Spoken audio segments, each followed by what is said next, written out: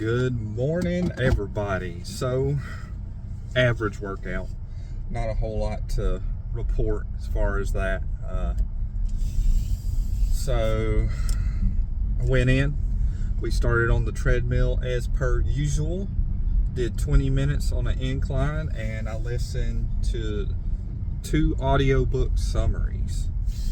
Maybe I'll start trying to remember what audiobooks I'm listening to and do my own little summary for some motivation and share what I learned. Maybe by doing that, I'll be able to retain this information better. You know, that's the problem I have when I read or listen to audiobooks. I have a really hard time focusing, but every once in a while something will be said and it kind of clicks with me. So I think for me, I just got to listen a little more than the average person. I don't know if anybody else has that problem. But so anyway, it was going to be abs and shoulders. I did some filler reps with my shoulders, and I don't think it was necessary today. So I just focused on my abs. So I started off with the cable crunch. Been working on my form, trying to find the appropriate weight. So with cable crunch, what I am finding is similar to a lot of exercises. You know, my mind is expanding big time when it comes to form. It's so easy to go in there and just throw around weight. But anyway, so with that, if you stretch as far, focus, mind muscle connection, abs, stretch up as far as you can, go down as far as you can. Range of motion is different with everybody, but really focus on feeling it in your abs. Squeeze at the bottom, squeeze, stretch, time under tension. That's the 3 ingredients to the best.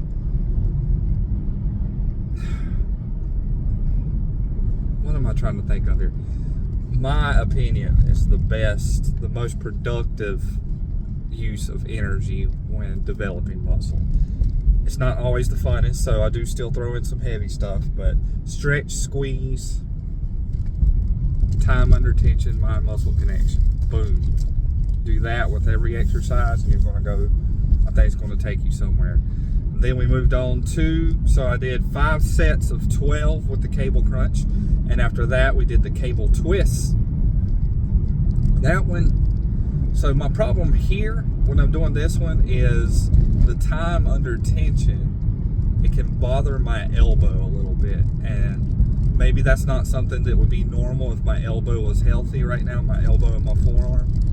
So, that goes to show that you have to be open and you have to be able to do exercises in different ways. Maybe even take rest days, but I'm not going to do that. We all know I'm too stubborn to do that. So I didn't do it slow and controlled. I just kind of busted them out, really. So, but either way, it still felt pretty good. But yeah, that was it. It was 5 sets of both exercises, 10 sets for abs. It wasn't a very long workout, but my goal was to do my 20 minutes of cardio, listen to some audiobooks and learn something, and work out my abs to an extent that I'm satisfied with, and those are the things that happened. So, one thing I do remember a little bit about one of the audiobooks I was listening to. It was about morning routines. There's a lot of debate of when you should work out, like early morning, afternoon. Even after listening to the audiobook, something about the power of mornings or something, I agree with a lot of it, and some of it I disagree with. So basically what they were talking about is something I say a lot of times, is if you do the thing that you love, or something you love to do first thing every day, you're going to build a habit or routine around that thing, and you're going to start your day off in a good mood, and that's going to carry on throughout your day, as to where if you push it farther back into the day, it's less likely you're going to do it, and you're going to be getting that dopamine effect later in the day, and you didn't have. And what are you going to do with that? Go to bed? So if you're doing it early in the morning and it's something you love to do and you feel accomplished and you feel great, and it's giving you that dopamine effect that's going to carry on throughout your day, so it's a better use, so mean, you could go either way with that one, but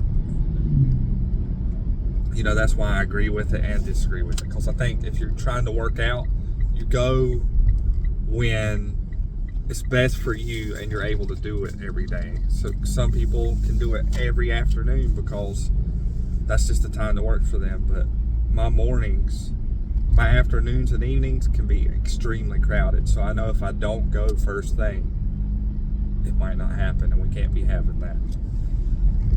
So tomorrow morning is going to be a leg day. I have to pick my son up at the high school at 5:30 in the morning. He went to Tennessee.